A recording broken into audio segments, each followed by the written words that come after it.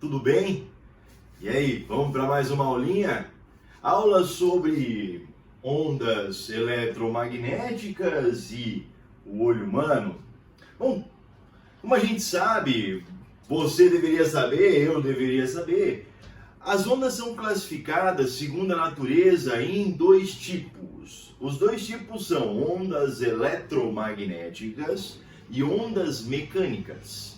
Bom, então a gente vai dividir a aula em onda eletromagnética e onda mecânica, tá certo? Vamos falar primeiro sobre as ondas eletromagnéticas. Eu vou passar para vocês aí, segue, olha só, a imagem do espectro de onda eletromagnética. Dá uma olhada.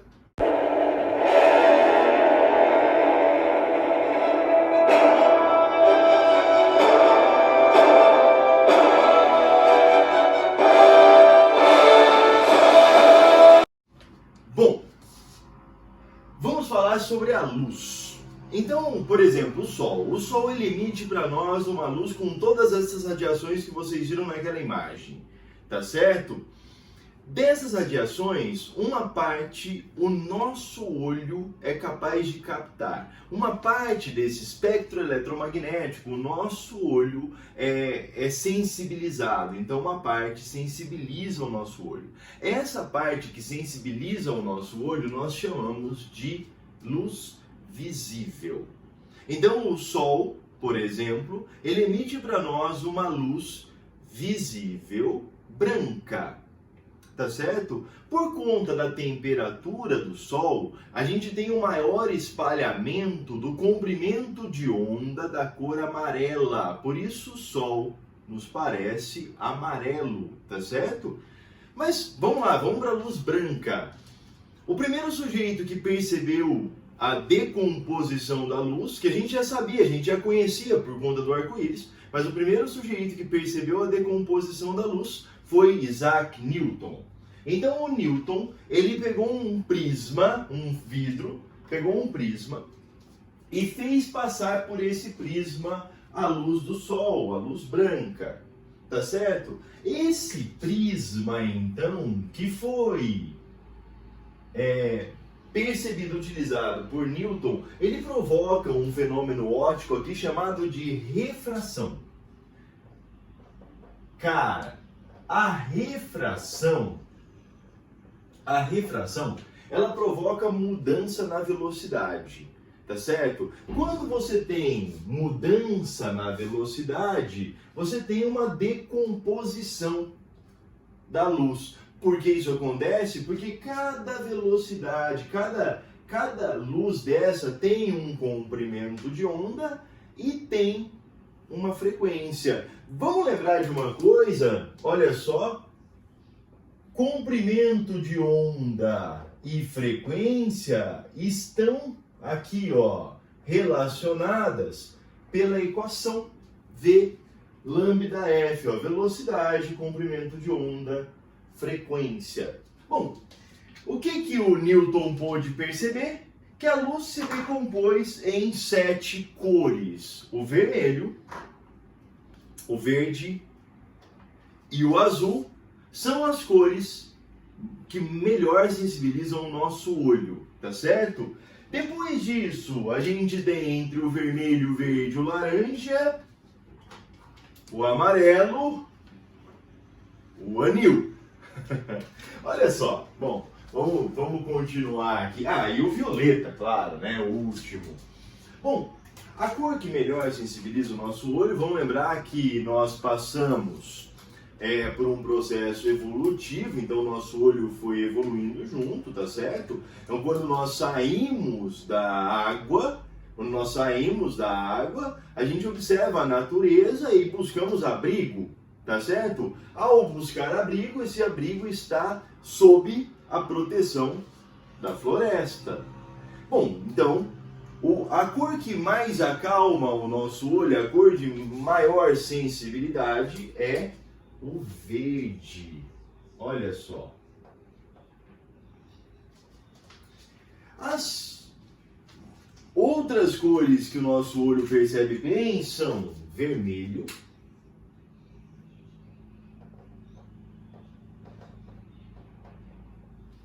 e azul.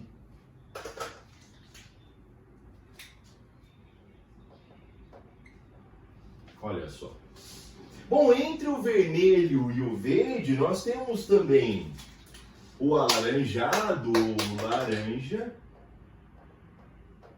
Temos o amarelo.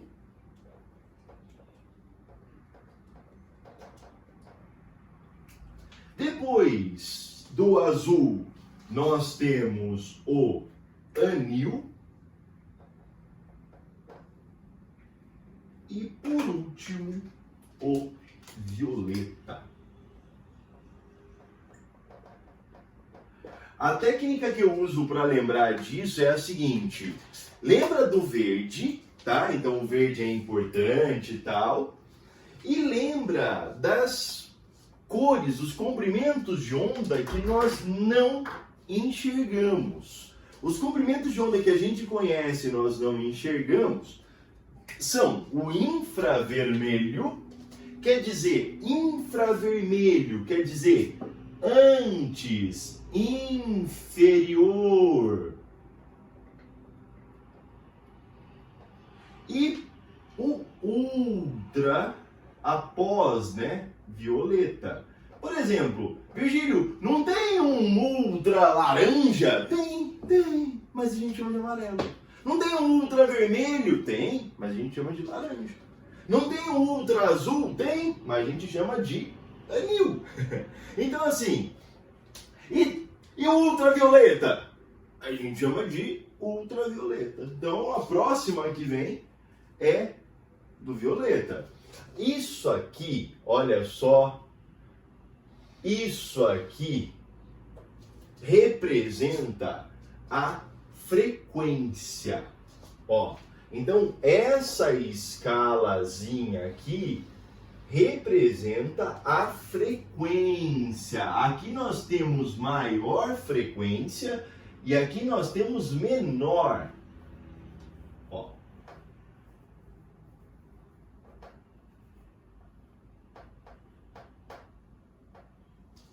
Maior frequência e menor frequência. Bom, o que é isso? O que isso quer dizer? Quer dizer que o vermelho, como ele tem uma menor frequência, é como se a onda fosse assim, ó, olha só. Tá vendo? A onda é desse jeito. Ô, Virgílio, e o violeta? O violeta é assim.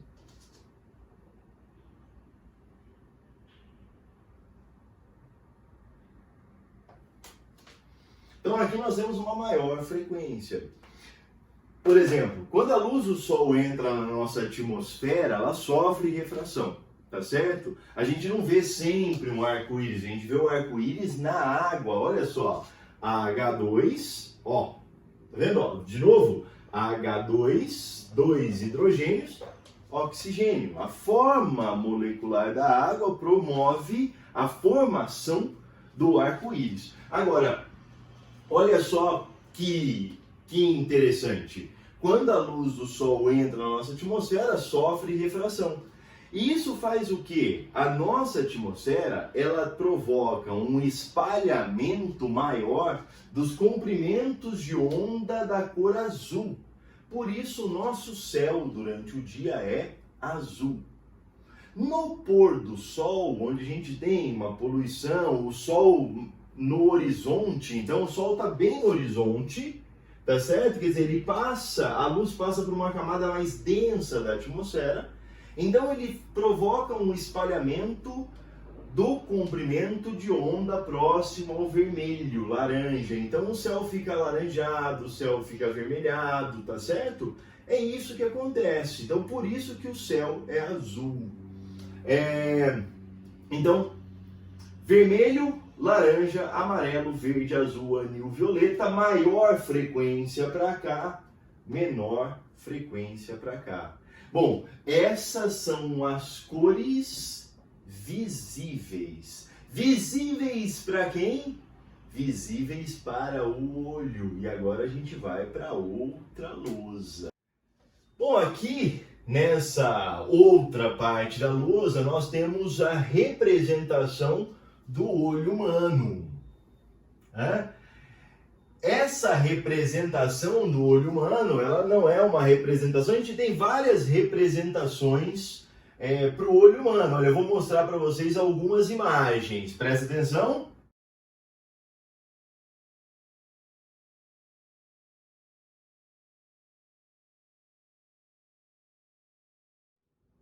Agora, eu vou usar essa imagem aqui, que é uma imagem minha, né? Eu desenhei isso aqui, olha que bonitinho, tá certo? Então esse aqui é o esquema do olho. O que o olho faz? O olho capta a onda eletromagnética, tá certo? Parte dessa onda sensibiliza, essa parte de onda que sensibiliza a gente chama de luz visível. E sensibiliza quem? Sensibiliza as células fotossensíveis, tá certo? Essas células fotossensíveis, elas estão aqui, ó, na nossa retina. Então, isso aqui é o olho visto de lado, tá bom? Beleza? Conseguiu entender? Então, a gente tem aqui a nossa retina. A nossa retina, olha só. A nossa retina tem dois tipos de células fotossensíveis. Os cones, que são responsáveis pelas cores, e os bastonetes, que são responsáveis pelos tons de cinza, pelo contraste, né? Pela formação da imagem. Vocês puderam perceber que cones e bastonetes é por conta da forma. Bom, as cores funcionam num sistema bem conhecido nosso, chamado de RGB. RGB significa Red, Green, Blue. Olha só, Red, vermelho, Green, verde, Blue, azul. Red, Green, Blue. Essas informações, essas células fotossensíveis, elas convertem a onda eletromagnética em pulso elétrico, e esse pulso elétrico é enviado ao nosso cérebro, tá? Vai ser enviado lá para o córtex visual. Através de quem? Através aqui, olha só, dos nervos ópticos. Tá bom? Olha só, através dos nervos ópticos, isso vai para o nosso cérebro. Invertido, lembra? A lente do olho é uma lente convergente, os objetos sempre ficam atrás do foco, porque o foco é muito pequeno, e aí a gente tem a imagem sempre invertida. Vamos falar um pouco disso aqui, ó. O nosso olho é muito pequeno. Tá bom? O nosso olho, ele tem a distância entre o cristalino, que é a lente do nosso olho.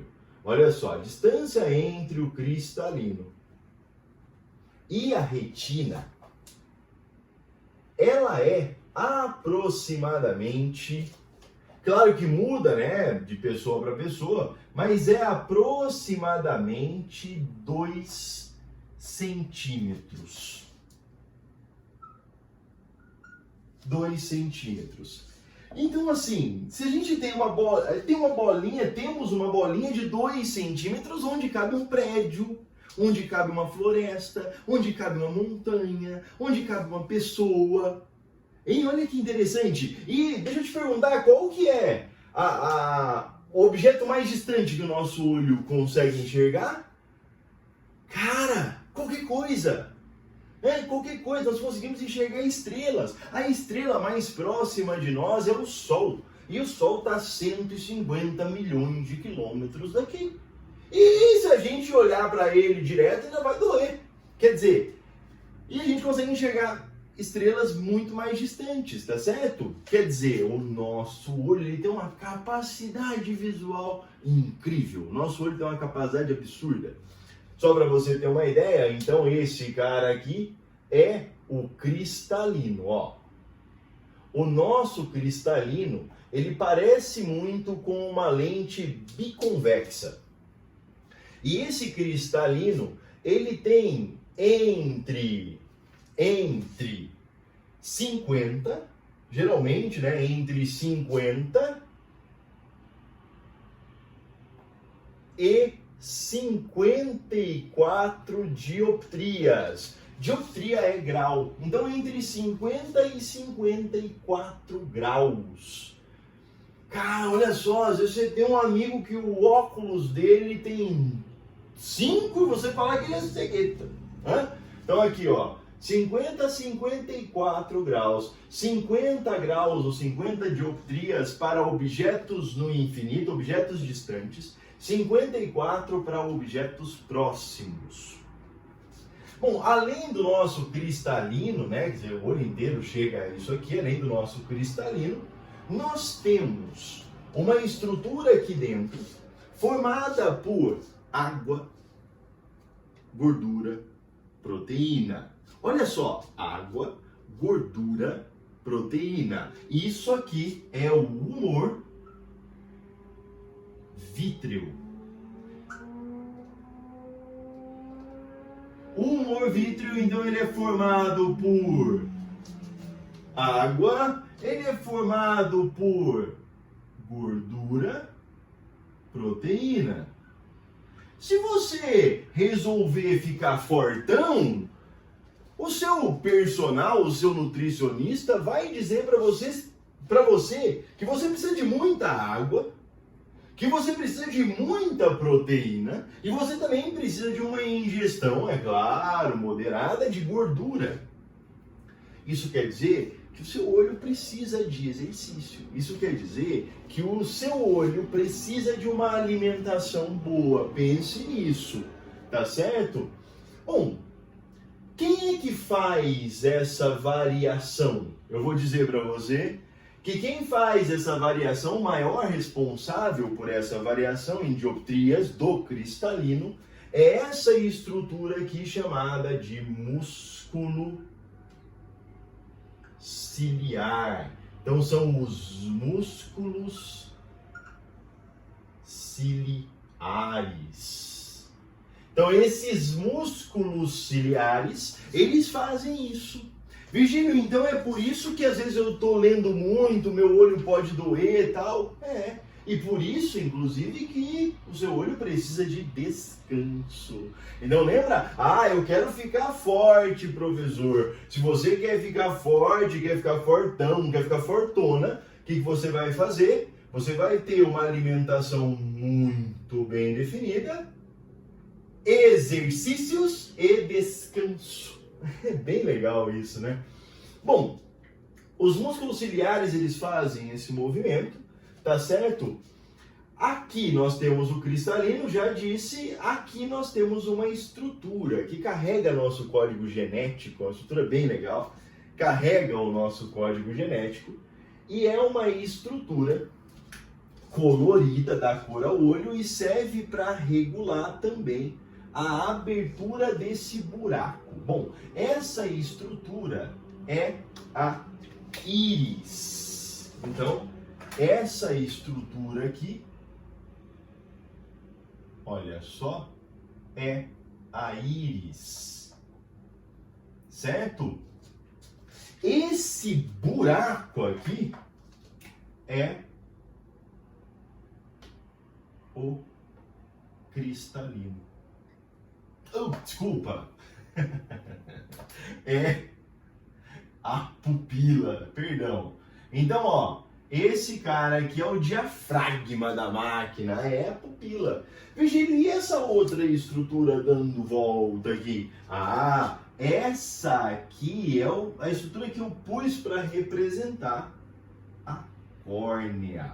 Em outro momento do nosso curso, nós vamos falar sobre os defeitos de visão, sobre as ametropias.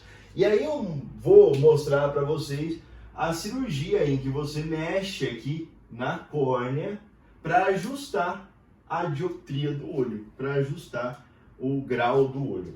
Bom, aí só para curiosidade, O líquido aqui que reveste, que está aqui nessa estrutura, é chamado também de humor, só que ele é chamado de humor aquoso. Então, humor aquoso, porque ele tem uma quantidade de água muito maior até que em porcentagem, claro, né, do que o humor vítreo. De novo, só de curiosidade, para a gente encerrar, tem um ponto aqui, ó, tem um ponto aqui e um ponto aqui, que é a junção do músculo ciliar, da córnea, da íris e do cristalino. Quer dizer, um ponto que tem junto tudo isso. Se tem junto tudo isso, você imagina, isso aqui tem muito movimento. Se isso aqui tem muito movimento, então isso aqui tem uma temperatura alta, tá certo? Quer dizer, é um ambiente muito fácil de ter infecção. Esse ponto todo mundo já deve conhecer, porque ou já teve ou conhece alguém que teve, né, uma inflamação nesse ponto, que é chamado de conjuntivite. Então, esse é o ponto que conjunta todas essas estruturas. Quer dizer, é a conjuntiva. Tá certo? Em astronomia, o nosso olho, ele tem um limite de visualização de objetos luminosos chamado de magnitude. Magnitude vai ser tratado em um outro momento do nosso curso. Tá certo? Então, temos aí, abre aí, por favor. A gente tem a lousa completa agora, olha só. A gente tem o prisma e a gente tem o olho. Muito obrigado e até mais.